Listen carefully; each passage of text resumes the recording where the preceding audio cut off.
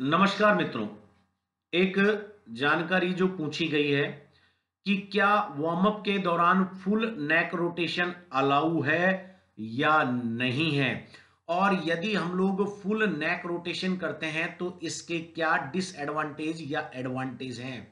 तो सबसे पहले तो नट शेल के अंदर मैं आपको बता दूं, यदि आप एक खिलाड़ी हैं, एक कोच हैं जो खेलों के अंदर वार्म अप में अपने खिलाड़ियों को फुल नेक रोटेशन कराते हैं, वह अपने खिलाड़ी को इंजरी गिफ्ट में दे रहे हैं। खेलों में फुल नेक रोटेशन पूर्णतया बैंड है। क्यों बैंड है, इसका कारण मैं बता देता हूं। गर्दन का जो जोड़ होता है यह पीवट जोड़ कहलाता है। शरीर के अंदर कुछ अलग अलग 18 जगह जोड़ बनते हैं। शरीर के अंदर जोड़ जो होते हैं वो मोटे मोटे 5 प्रकार के 6 प्रकार के होते हैं। ग्लाइडिंग को अगर हम अलग कर दें तो ये 5 या 6 प्रकार के जो जोड़ होते हैं उनमें से एक जोड़ होता है पीवट जोड़, जो कि गर्दन का जोड़ होता है। पीवट जोड़ की स्थिति कैसे होती है? पीवट का मतलब होता है एक कील जिस तरह से खूंटी या गड्ढे में घसी रहती है।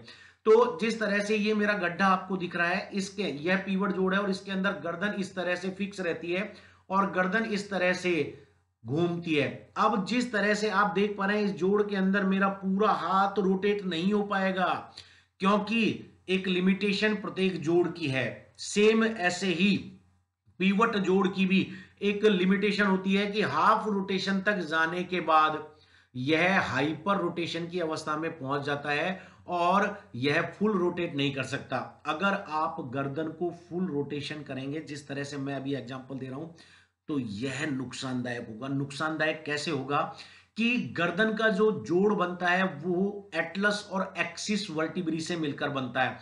एटलस एक गड्ढे नुमा दूसरी वर्टिब्री होती है और एक्सिस हमारी पहली वर्टिब्री होती है, जो इसमें एटलस एक्सिस में इस तरह से धंसी रहती है। और जिस तरह से ग्लोब एक धुरी के ऊपर घूमता है, तो ग्लोब तो चारों तरफ घूम सकता है क्योंकि वो कृत्रिम है, लेकिन यह बायोलॉजिकल फिजियोलॉजिकल शरीर है हमारा। यहां एटलस और एक्सिस की जो लिमिटेशन है वो केवल हाफ रोटेशन तक है। उससे ज्यादा अगर हम फुल रोटेशन करेंगे तो क्या होगा?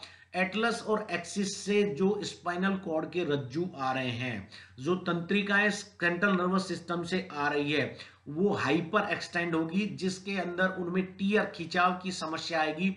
और इसी खिंचाव की समस्या आने से हमारे सर्वाइकल का पेन हो जाता है।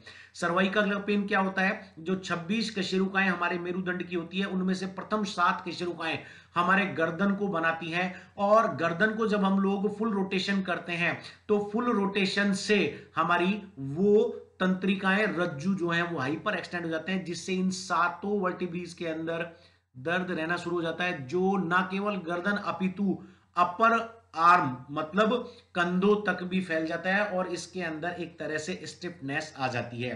तो बीइंग एज ए कोच मैं आपको ये सुझाव दूंगा कि आपको कभी भी नेक का फुल रोटेशन नहीं कराना है।